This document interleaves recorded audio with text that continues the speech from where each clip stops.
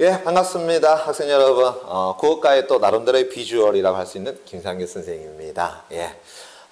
여러분들하고 만나게 돼서 너무나도 반갑습니다. 예. 이 아침 시간에 여러분들 지금 혹시라도 주무시고 계신 분이 있다 그러면은 확 깨어가지고 제 얼굴을 바라봐 주세요. 그죠? 예. 깜짝 놀라게 될 겁니다. 그죠? 예. 자, 오늘 이제 여러분들하고 할 작품은 우리가 한용운 선생의 알 수 없어요 라는 작품입니다. 자, 우리는 지금 무엇을 하느냐 하게 되면은 EBS 교재에 나와 있는 작품과 관련성이 있는, 즉 그 작가의 또 다른 작품들을 살펴보려고 하는 겁니다. 그래서 EBS 교재에 나와 있는 지문이 그대로 나올 수도 있겠지만 또 그와 관련된 것들이 어떻게 시험에 충분히 나올 수 있는 가능성도 우리는 항상 배제할 수 없기 때문인 것이겠죠. 그죠? 예. 자, 그러면은 누가 그래? 이 작품의 작가는 우리가 한용운 선생 이렇게 이야기하고 있네요. 그죠? 예. 한용운 선생의 호는 무엇이다? 그래, 만해라고 이야기하죠. 그죠? 예. 자, 우리가 한용운 선생을 이야기할 때 절대로 빼놓을 수 없는 존재가 있어요. 바로 무엇이냐 했을 때 님이다라는 존재입니다. 알겠습니까? 예. 물론 뭐 여기다가 점 하나 찍으면 우리가 남이다라고 이야기하는데 아니야. 우리는 점이 없는 님을 원하는 거야. 그러면 이 님을 가지고 우리가 어떻게 해석해 나갈 것이냐라는 것, 그거는 우리가 한용운 선생의 직업하고 조금만 연결시켜 보자라는 이야기입니다. 자, 한용운 선생 하게 되면 대표적으로 우리는 바로 무엇을 그래 스님을 어떻게 해요? 그의 직업에다가 넣을 수 있겠더라라는 거죠. 그죠? 예. 실질적으로 이 한용운 선생은 우리가 불교 유신론이라고 이야기합니다. 이 불교적 내용을 온 대중에게 널리 어떻게 퍼뜨리기 위한 그런 어떤 불교 유신론이라는 책을 어떻게 서술했던 그런 인물이기도 하고요. 그 다음에 또 우리가 또 한 명의 뭐라고 하나의 직업을 이야기하자면 독립운동가라고도 이야기할 수 있겠죠. 됐습니까? 예. 뭐 아시겠지만 기미 독립선언서라고 이야기하죠. 맨 마지막에 뭐냐면 우리가 공약 3장이라고 있는데 그 공약 3장을 서술한 이가 바로 누굽니까? 그래, 만해 한용운 선생이더라. 뭐 독립운동가의 어떤 모습에서는 굉장히 많은 것들이 나와요.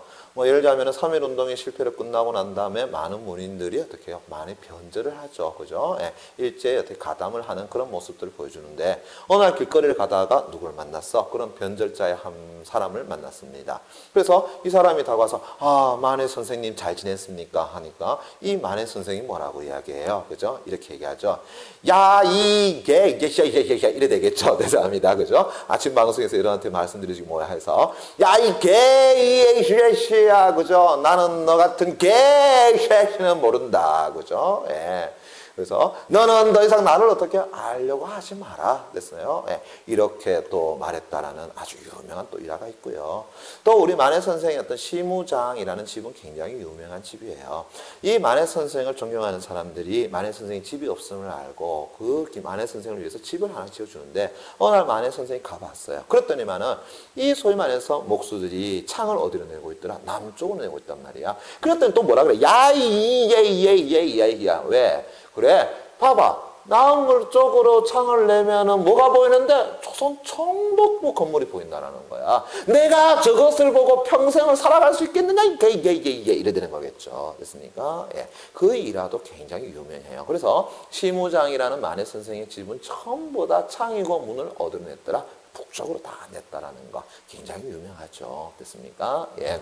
자, 우리는 지금 그걸 이야기하려는 것이 아니라 바로 이 만해 선생은 이 두 가지의 어떤 모습을 통해서 님이라는 존재를 우리가 별도로 조금 볼 수 있겠더라라는 겁니다. 됐습니까? 예. 그래서 스님이라는 직으로 봤을 때 님이라는 존재는 과연 어떠한 것일까라고 이야기했을 때 그래, 우리가 부처님 이렇게 이야기할 수 있겠죠. 또 다른 말로 절대자 맞습니까? 예, 절대자라고도 이야기할 수 있겠다. 됐니?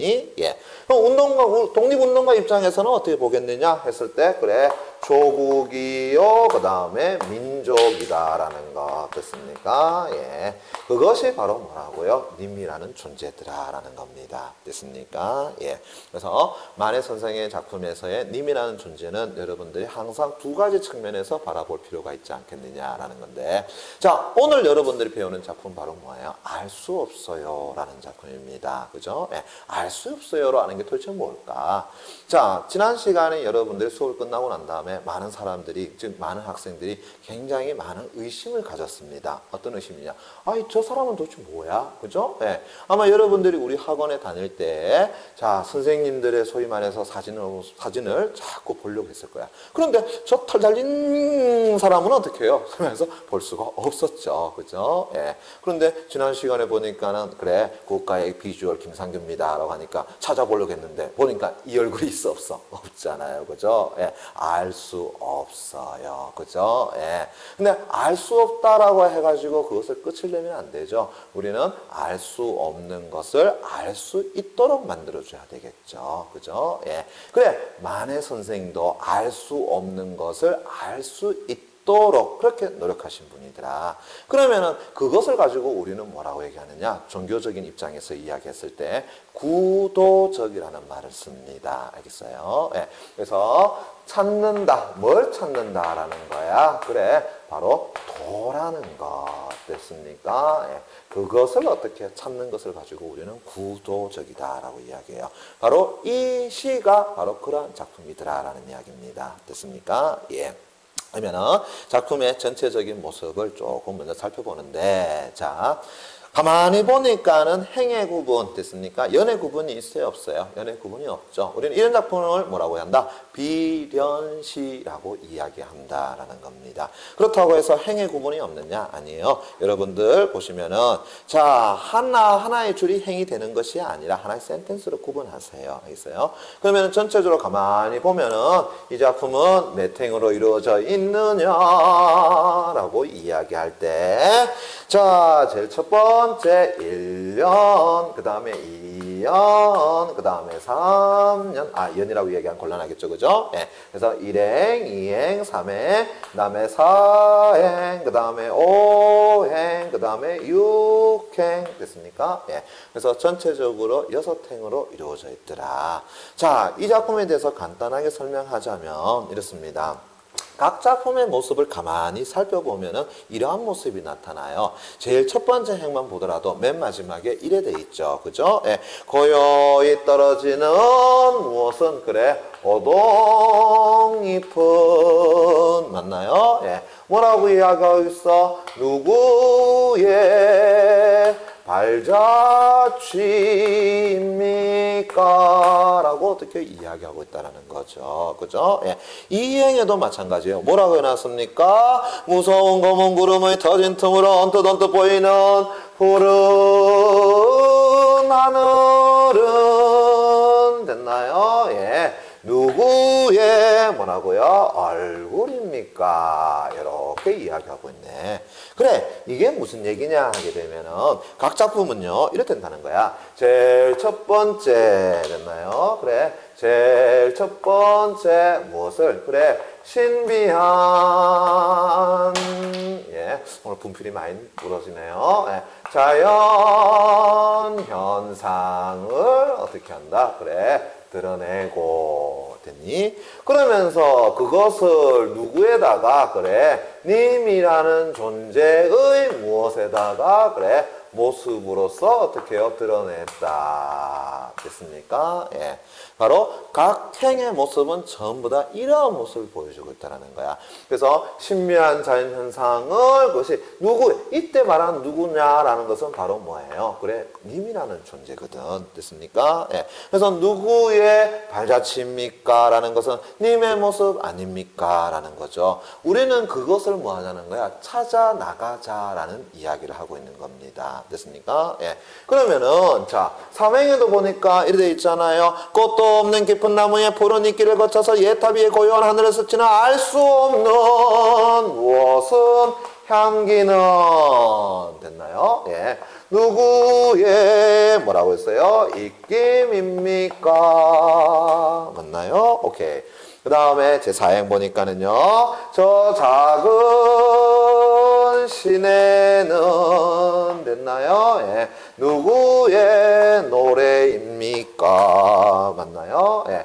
그 그러면서 또 저기 아름다운 저녁 노을은 됐나요? 예. 누구의 시입니까? 됐습니까? 예. 그런데 맨 마지막 육행은 조금 달라. 알겠어요? 뭐라고 해놨느냐? 이랬단 말이야. 타고 남은 제가 다시 기름이 됩니다. 그칠 줄을 모르고 타는 누구? 나의 가슴은 됐나요? 예. 누구의 밤을 지키는 뭐라고요? 약한 등불입니까?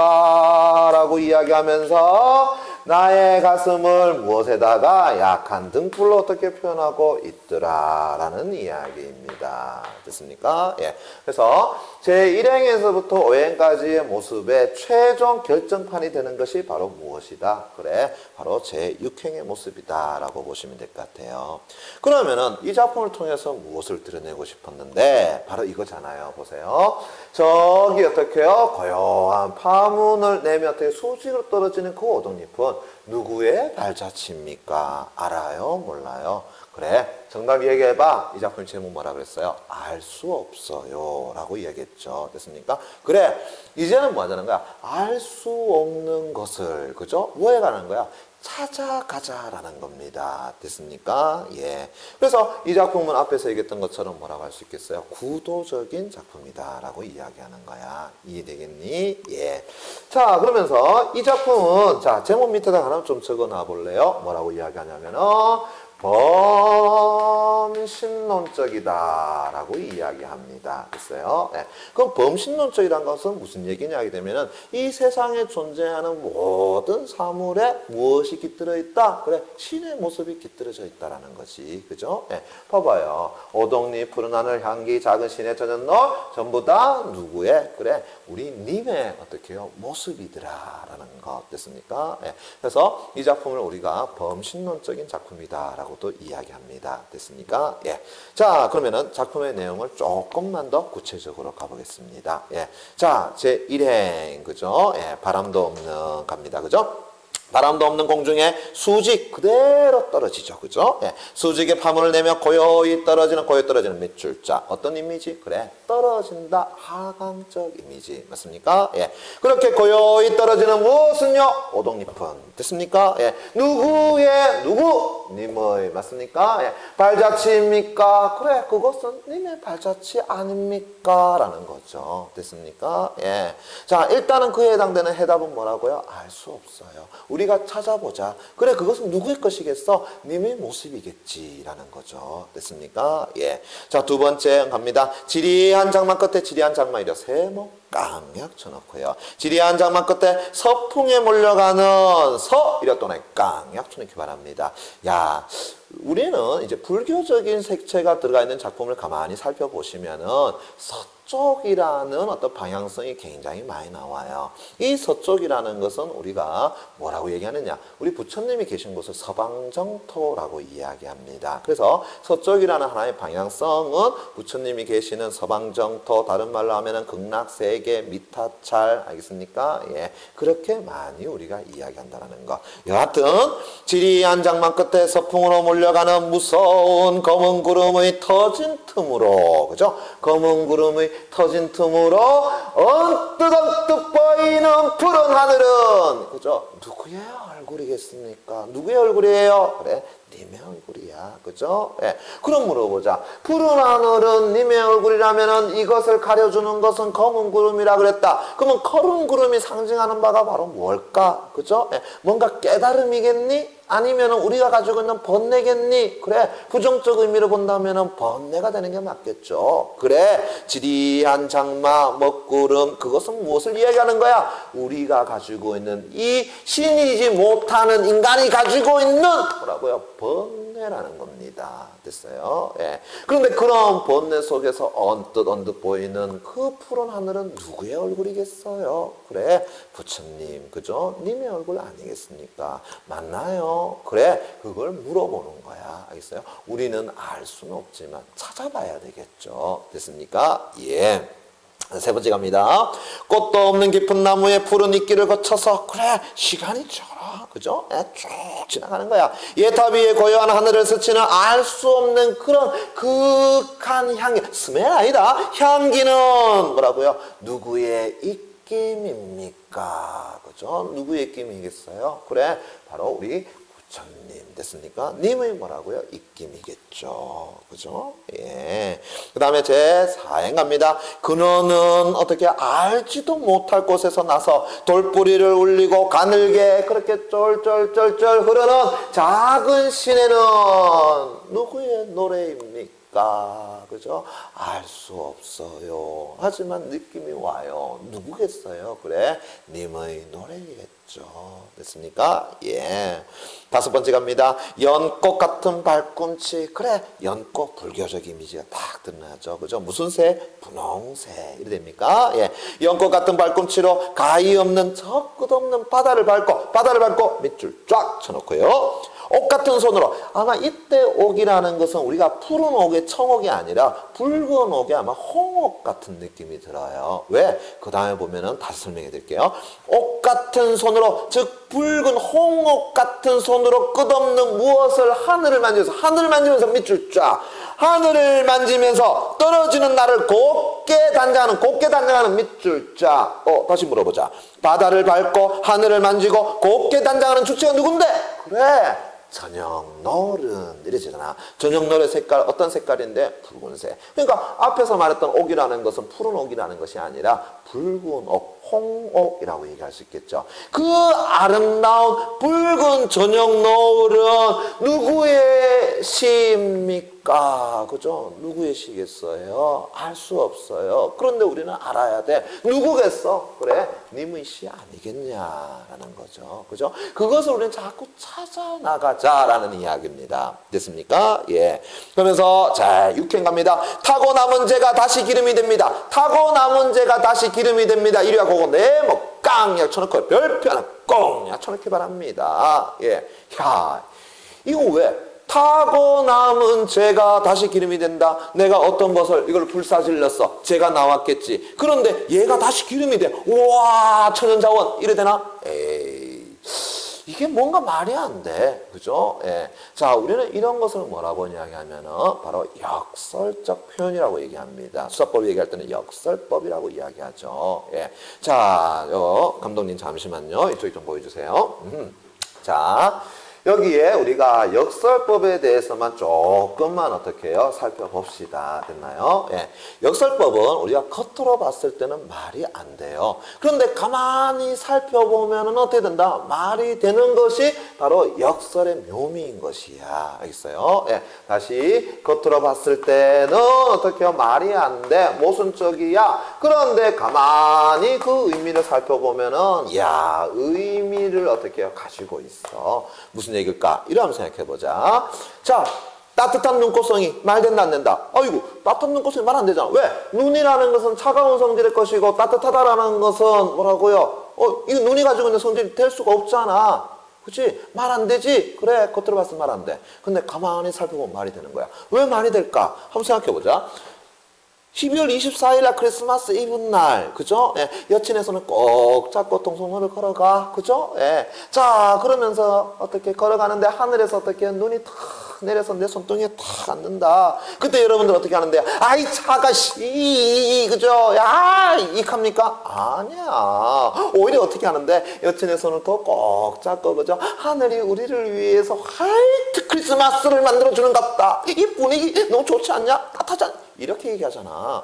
그래, 거기서 어떻게 해요? 의미를 통할 수 있다는 거야. 눈이라는 것은 차가운 성질의 것인데도 불구하고 따뜻하다라는 감정적인 부분을 갖다 집어넣을 수 있다는 거지. 그러니까 따뜻한 눈꽃송이라는 게 말도 안 돼. 말 된다라는 이야기야. 됐니?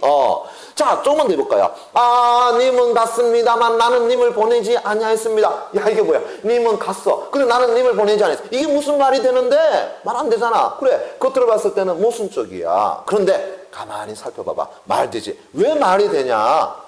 그래, 현실에 내가 사랑하던 님은 어떻게 했어요? 떠나가 버렸어요. 하지만 내 마음속에서는 님하고의 추억이 그대로 존재하고 있고 또 나는 확신을 가지고 있어. 뭐 님이 내한테 올 것이라는, 다시 어떻게 올 것이라는, 찾아올 것이라는 그런 확신을, 믿음을 가지고 있어. 그럼 나는 님을 보낸 거 맞아 안 맞아? 안 보낸 거잖아요. 그죠? 그래서 역설이라는 것은 겉으로 봤을 때는 말이 안 돼. 그런데 가만히 살펴보면은 말이 되는 게 이게 역설의 묘미인 거야. 여기서는 그러면은 선생님, 야, 타고 남은 재가 다시 기름이 됩니다. 이게 뭐 말이 되나요? 아니요. 여기서 재라는 것과 기름이라는 것, 그것은 뭐 하는 거야? 재가 다시 기름이 되고, 재가 다시 기름이 되고, 재가 다시 기름이 된다라는 거, 이것은 비유적 표현이라는 거야. 뭐에 대한? 그래, 내가 도라는 것, 하나의 정신적인 것, 그것을 어떻게 찾아 나가는 것이 계속 어떻다라는 거예요. 그래, 계속해서 반복되고 순환된다라는 것을 이야기하는 거야. 됐습니까? 예. 있나요? 그러니까 어떻게 돼? 말은 안 되지. 타고 나면 재가 다시 기름이 됩니다라는 건 말은 안 되지만 이것은 순환의 과정을 드러낸다라고 본다면, 그죠? 예, 어떻게 돼? 말이 된다라는 이야기입니다. 그래서 어떠한 것을 내가 끊임없이 찾아 나가는 것, 그것은 끝이 있어 없어? 없어. 계속적인 거야. 지속적인 거야. 됐습니까? 그렇게 본다면은 그래, 말이 된다라고 할 수 있겠죠. 그죠? 예. 이것을 우리가 불교적 용어로 뭐라고 이야기합니까? 그래, 윤회라는 말을 씁니다. 알겠어요? 예. 윤이라는 것은 우리가 수레바퀴라고 이야기해. 됐어요? 회라는 것은 돈다라는 거야. 그러니까 수레바퀴처럼 계속해서 돈다. 됐나요? 오케이. 이걸 우리가 윤회라 그런다. 자, 그래서 다시 갑니다. 타고 남은 재가 다시 기름이 됩니다. 어떻게 한다고요? 영원한 구도의 어떤 삶, 그것을 나는 원하는 거야. 그리고 그칠 줄 모르고 타는 누구? 그래, 나의 가슴. 나는 뭘 바라는데? 그래, 하나의 영역, 가치, 그것을 찾아나가는 나의 가슴은 누구의 밤을 지키는 약한 등불입니까? 이때 누구의 밤이라는 건 누구겠어요? 그래, 님의 밤. 이게 되겠죠. 그죠? 그러면은 님의 밤이라고 얘기했다. 님이 어떻게 존재하지 않는 그런 의미겠니? 그래. 님이 어떻게 해요? 밝게 비치지 않는, 알겠습니까? 님이 없는 그런 공간이 되겠죠. 그걸 우리는 뭐라 그래요? 님의 부재. 됐습니까? 자, 여기서 질문 하나 더 가보겠습니다. 예. 여기서 말하는 누구의 밤이라는 것과 같은 의미를 지니고 있는 만해 선생이, 즉 한용운 선생의 다른 작품의 내용을 이야기해 보세요. 뭐가 되겠어요? 그래, 바로 님의 침묵이라는 의미와 어떻게 된다고요? 그래, 같은 것이야. 됐습니까? 예, 됐니? 그래서 님의 부재적 상황, 됐습니까? 그것을 나는 뭐 한다고요? 등불로서 지킨다라는 것이죠. 됐습니까? 예. 그래서 맨 마지막에 뭘 드러내고 있는 거야? 그래, 영원한, 그래, 구도의 정신을 어떻게 한다? 그래, 드러내고자 했던 것이 바로 이 작품이다. 이러고 보시면 될 것 같습니다. 그죠? 그래서 작품이 굉장히 어렵게 느껴질지 모르겠지만, 알겠어요? 가만히 살펴보면 그렇게 어렵지는 않다라는 걸 알 수 있을 겁니다. 그리고 이 작품이 가지고 있는 특징 하나만 더 설명하자면은, 우리는 지금 이러한 것을 어떠한 관계라고 이야기합니까? 바로 병렬적으로 어떻게 해요? 이루어져 있더라 라고 이야기하고요. 그 다음에 작품의 내용을 가만히 살펴보게 되면은 땡땡하는 땡땡땡은 됐습니까? 예. 누구의 땡땡입니까? 라고 해서 어떻게 해요? 계속해서 반복적으로 나오고 있죠. 그죠? 예. 하나의 단어가 구조를 이루어서 반복하고 있다. 우리가 이걸 뭐라 그런다? 통사 구조의 반복이라고 얘기하는 겁니다. 통사 구조의 반복이라는 것은 단어가 하나의 얼개를 이루어서 뭐한다? 그래, 반복적으로 나오는 거야. 그러니까 땡땡하는, 즉 관형어적인 모습에 받침을 받는, 아니면 수식을 받는 무엇은 누구의 땡땡입니까? 라는 식으로 전체 행이 이루어져 있다라는 것이죠. 됐습니까? 예. 그래서 각각이 전부 다 그렇게 이루어졌다라는 것. 됐나요? 예. 그러면 다시 한번 이 작품 정리해 드린다면은 이 작품은 그죠? 예. 우리 곁에 존재하는 모든 사물 대상 속에서는 뭐가 존재한다는 거야? 그래, 님의 모습이 존재하고 있다. 그런데 우리는 그것을 알아요, 몰라요? 알 수 없어요. 그럼 알 수 없으면 어떻게 해야 되는데? 찾아야 되겠죠. 그죠? 예. 그것을 드러내고자 한 것이 바로 무엇이다? 이 작품이다. 라고 보시면 될 것 같습니다. 됐죠? 예. 자, 그러면은 1번부터 문제풀이 들어가겠습니다. 그죠? 예. 자, 여러분들은 항상 문제를 풀기 전에 미리 예습을 좀 해줬으면 더욱 좋겠습니다. 그죠? 예. 자, 이 시의 표현상의 특징 밑줄 쫙 추놓기 바랍니다. 이 문제는 지난 시간에 얘기했는 거하고 똑같네요. 그죠? 예. 위클의 서울상에 대한 설명, 맞습니까? 서울상의 특징에 관한 설명, 맞나요? 표현상의 특징에 관한 설명, 맞습니까? 그 효과 묻는 문제. 뭐 잡아주는 것으로 보자 그랬더라? 그래, 중심된 키워드 잡아주는 것을 중심으로 보자라고 이야기했습니다. 됐나요? 예. 그래서 하나의 키가 존재할 수도 있고, 두 개의 키가 존재할 수도 있습니다. 두 개의 키가 존재하더라도 그 중에 하나는 우위에 있을 수 있고, 아니면 두 개의 키가 대등적인 모습을 보여줄 수 있다. 그러면 대등적이다라고 한다 그러면 두 개의 키를 어떻게 동시에 잡아줘야 되겠지만, 하나의 것이 우위에 있다 그러면 그 우위에 있는 키를 중심으로 여러분들이 살펴주면 돼요. 그러면 선택지 저하고 밑줄 한번 쳐볼까요? 이렇게 되어 있습니까? 사문보의 민요적 율격 밑줄자, 그 다음에 대화체 밑줄자, 대상과의 단절감 다시 밑줄자, 그다음 계절의 변화 다시 밑줄자, 시상이 순차적으로 전개된다 밑줄자, 그 다음에 의문형 진술 밑줄자, 회의감을 표현한다 회의감 밑줄 쫙 쳐놓고요. 됐습니까? 예. 그 다음에 다섯 번째 통사구조의 반복 밑줄자, 시상의 통일성 부여 밑줄자 이렇게 되는데요. 지금 여러분들이 밑줄 친 내용이 바로 뭐가 된다? 그래, 선택지에서 말하는 키워드가 된다. 됐나요? 예. 근데 보시면 알겠지만은 첫 번째 사문보의 민요적 율격 말이 안 되죠. 그죠? 이건 지난 시간에 얘기했던 우리 김서울 선생님 작품이 주된 작품일 거고요. 두 번째 대화체 역시 마찬가지로 드러나지 않고 있고요. 그 다음에 세 번째 계절의 변화인데, 물론 계절적 모습이 조금 나타나긴 해요. 하지만 계절의 변화가 하나의 흐름을 가지고 이야기되는 것은 아니었더라라는 것 됐습니까? 네 번째, 자, 의문형 진술을 통해서 일어났습니다. 그래요. 의문형 진술이 나온 건 맞아요. 그죠? 누구의 입김입니까? 누구의 발자취입니까? 등등등. 맞나요? 그런데 시적 화자의 회의감을 표현하고 있다라고 하는데, 회의라는 건 하나의 의심, 의문이라고 이야기할 수 있습니다. 됐나요? 예. 자, 그런데 시적 화자가 과연 여기에서 무엇인가 의문, 의심을 어떻게 이야기하고 있느냐라고 했을 때 그것은 아니라는 얘기입니다. 왜? 시적 화자는 뭐라고요? 이 누구의 발자취입니까? 해서 알 수 없어요 라는 대답을 하지만, 이 누구라는 것이 누구라는 것을 알고 있어요. 님이라는 것은 벌써 알고 있기 때문이다 라는 이야기야. 됐습니까? 예. 그것을 우리는 뭐 하자라는 거야? 확신을 가지자라는 의미입니다. 됐어요? 예. 그래서 우리 일반 대중은 그것을 알 수 없지만, 화자인 바로 이 화자는 그것을 알고 있다라는 거죠. 그죠? 그것을 좀 더 명확하게 뭐 하자? 찾아가자라는 겁니다. 됐습니까? 예. 그래서 매력적인 오답으로 여러분 느껴질 수 있겠지만, 여기서 화자는 거기에 대해서 의심을 하고 있다라고 이야기하기는 곤란하다. 의문을 가지고 있다고 얘기하기는 곤란하다라는 겁니다. 됐습니까? 예. 다섯 번째, 통사구조의 반복을 통해, 그렇죠? 앞에서 얘기했던 것처럼 땡땡하는 땡땡은, 그렇죠? 누구의 땡땡입니까? 라는 것이 어떻게 해요? 계속해서 반복적으로 나오고 있다. 됐습니까? 예. 그러면 통일성이라는 건 자연스럽게 따라오는 효과적인 측면이 되겠죠. 그죠? 오케이. 그 다음에 2번 문제 갑니다. 자, 기억에 대한 설명. 타고남은 제가 다시 기름이 됩니다. 라는 것. 그죠? 예. 자, 이거는 뭐 선택지 5번 바로 해결될 수 있겠죠. 역설적 표현이더라. 라는 것. 됐습니까? 그러면 다짐을 하고 있다. 어떤 다짐을 하겠나? 나는 영원히 어떻게 해요? 그러한 구도, 즉 도라는 것을 찾겠다라는 것이죠. 됐습니까? 예. 무엇처럼? 제가 다시 기름이 되는 것처럼. 이렇게 되겠네요. 됐습니까? 예. 그럼 선택지 5번이 답일 거고요. 자, 다음 페이지 3번 문제 가보겠습니다. 그죠? 자, 위 작품을 보기와 같이 도식화했을 때 이에 대한 설명으로 적절하지 않은 것. 지난 시간에 얘기했던 것처럼 작품에 대한 감상 문제죠. 무엇을 내주고요? 그래, 보기를 내주고. 자, 그랬을 때 우리는 항상 뭐 갖고 먼저 잡고 들어가자? 지문의 내용을 가지고 먼저 잡고 들어가자. 거기에서 보기의 내용을 어떻게 여러분들이 끌어와서 같이 맞나 안 맞나를 비교해보자. 됐습니까? 예.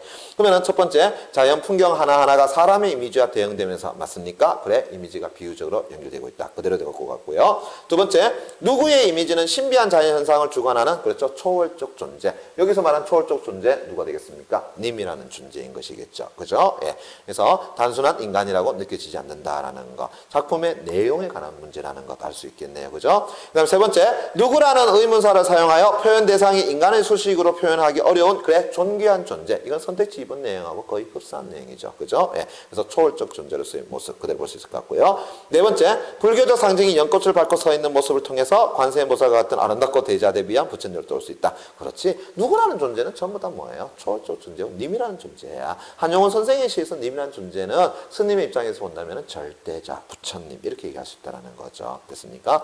그런데 선택지 5번에서는 순수하고 밝은 이미지의 자연 풍경을 사용한 것으로 봐서 시적하자는 자연 속에서의 삶을 추구한다.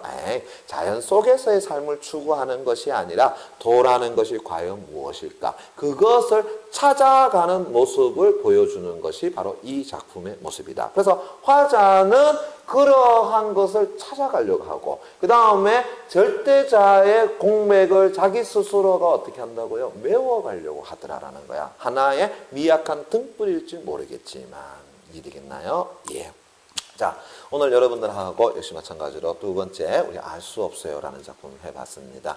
굉장히 조금 쉬운 작품이죠. 왜냐하면 불교적 색채가 굉장히 강하기 때문에요. 그죠? 또 우리가 흔히 뭐 도라고 이야기하니까는 조금 형이상학적인 느낌도 드니까 여러분들한테 크게 공감이 어떻게 해요? 잘 안 올 수도 있습니다. 하지만 우리는 시험을 대비한다는 입장으로서 여러분들이 살펴봐 주셔야 되는 겁니다. 자, 아침 시간 여러분들이 졸리기도 하지만 이후에 이어질 1교시, 2교시를 여러분들이 철저히 어떻게 해요? 잠에서 탈피하시기 바랍니다. 그것이 성공의 비결입니다. 여러분들 수고하셨습니다.